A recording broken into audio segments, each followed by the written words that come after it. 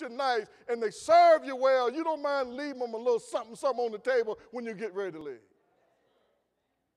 Bishop T.D. Jakes, the greatest preacher in America, according to Time magazine. A man who has been the guest of royalty all over the world, who has preached from Johannesburg to the United Kingdom.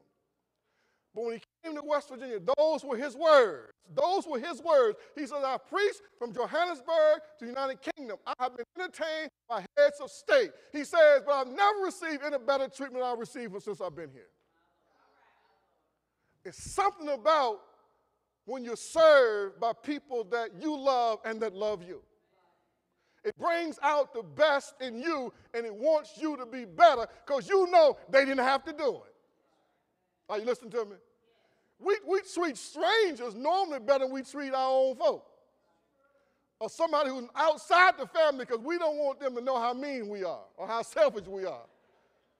Whereas inside the house, we don't even bring nobody a glass of water.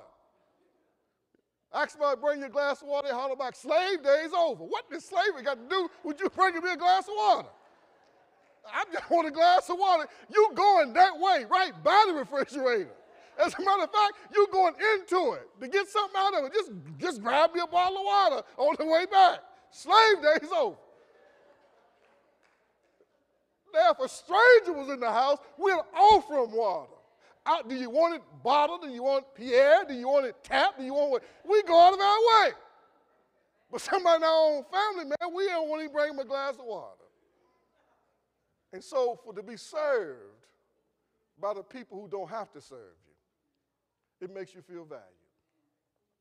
So Jesus was communicating to his disciples as I close. He wanted them to feel valued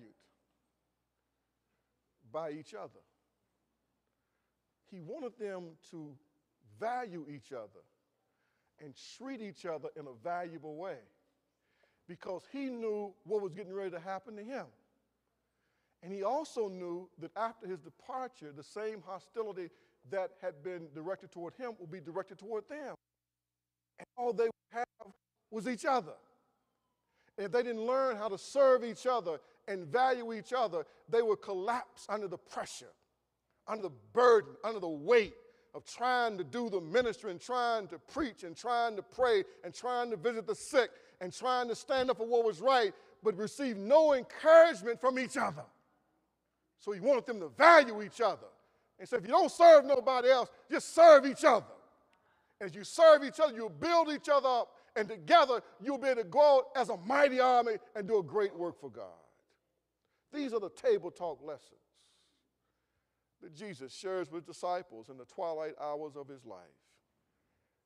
He's warning them through Judas, don't be close to the truth without embracing the truth. You might be setting yourself up as a target for the devil. He's reminding them that in the mundane things of life, little silly, simple things you don't even think anything about, when you're trying to treat people right and be kind and nice to people, that God can use that to be a blessing and to be a testimony to other people.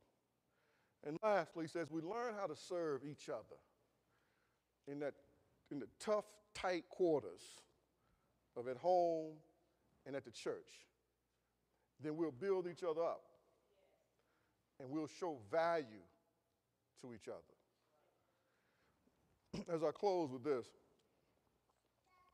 one of the perils of having a public radio ministry, that your signal or your signature becomes your voice.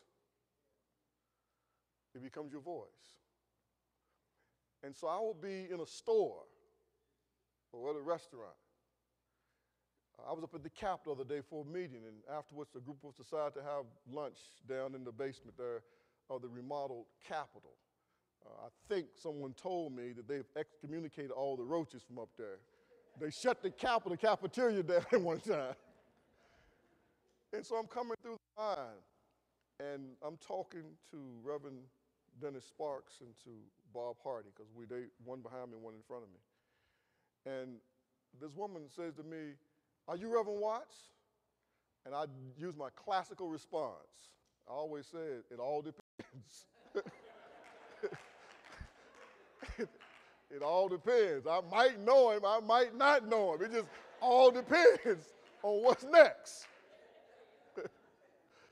And she was very kind and she was very gracious. You know, she said, well, I listened to you on the radio on Sunday morning and I recognized your voice and you were coming through, you know. And it's kind of a reminder, you know, I got to watch out what I say up here. You know, you got to watch how you treat people. You got to be careful because you exposed. And so all of us have a certain level of exposure, that people know us and we don't know they know us. People watching us and we don't know they're watching us. And people are coming to a conclusion about Christ, his kingdom, and about the church based on what they see and hear from us, and we don't even know it. And so the mundane, daily walk of life is very, very important because God is advancing his kingdom every single day.